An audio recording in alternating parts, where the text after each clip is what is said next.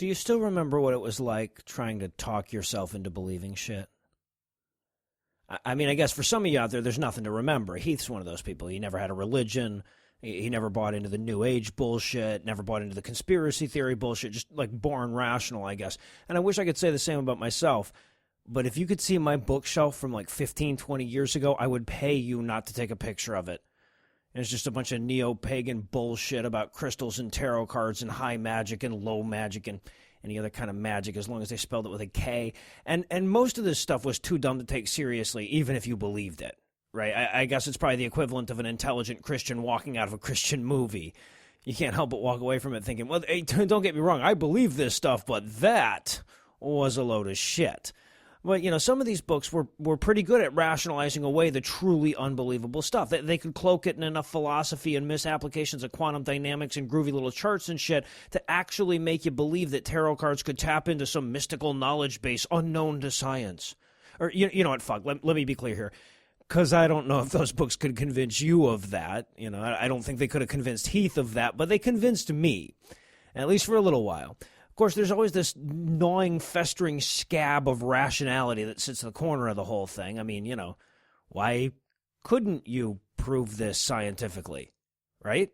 I mean, even a small difference in the predictive abilities of a person using tarot cards compared to a guy just making shit up, that would still show up on scientific tests. I mean, you could argue that the scientific community is biased or in on it or whatever, but you can't argue that the scientific method is biased, can you? Well, it turns out that they can, and they do, but it's not very convincing.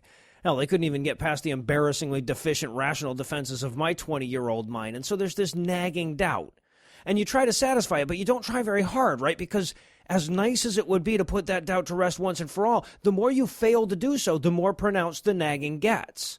You know, so you take that minimalist approach, right? You shrug it off with something like, well, how could science possibly know X? But then somebody explains to you how science knows X, and you're like, fuck, that's really clever. I never would have thought of that because I'm not as smart as all the scientists ever. Who knew? So then you have to get a little more serious, right? You have to go looking for some nugget you can cling to, usually in the terms of, well, sure, but science can't even explain X. So you satiate the nagging doubt with some oft-repeated and nonsensical claim like, yeah, but science can't even explain how bees fly, so how can they say that my hippie witch trading cards aren't magical?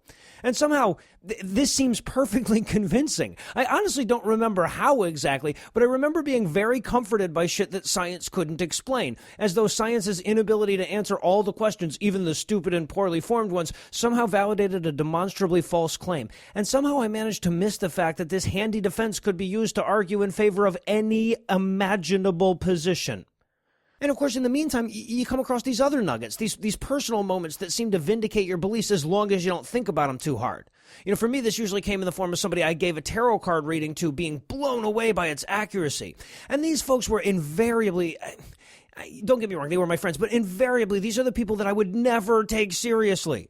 You know, these are people who have spirit animals and see ghosts and think it's raining because they did a magic spell yesterday. And as easily as I can discount every other thing they've ever said when they say, wow, there's no way you could have known all that, I believe them.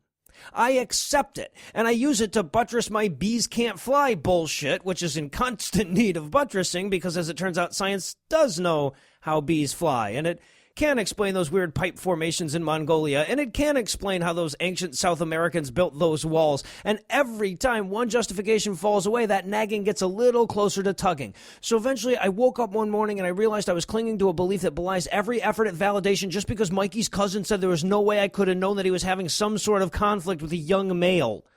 And I suddenly had to come to grips with the fact that the sheeple were right all along, and I was the whatever the singular of sheeple was. I was the person. And by the time I actually said it out loud, 97% of my brain is like, yeah, welcome to the party, asshole. We've been out of dip for a while now. You know, see, the problem is I was looking for the questions, so that's exactly what I found. I didn't want the answers. You know, I already had the answers that I was looking for. I just wanted a question that would back that answer up.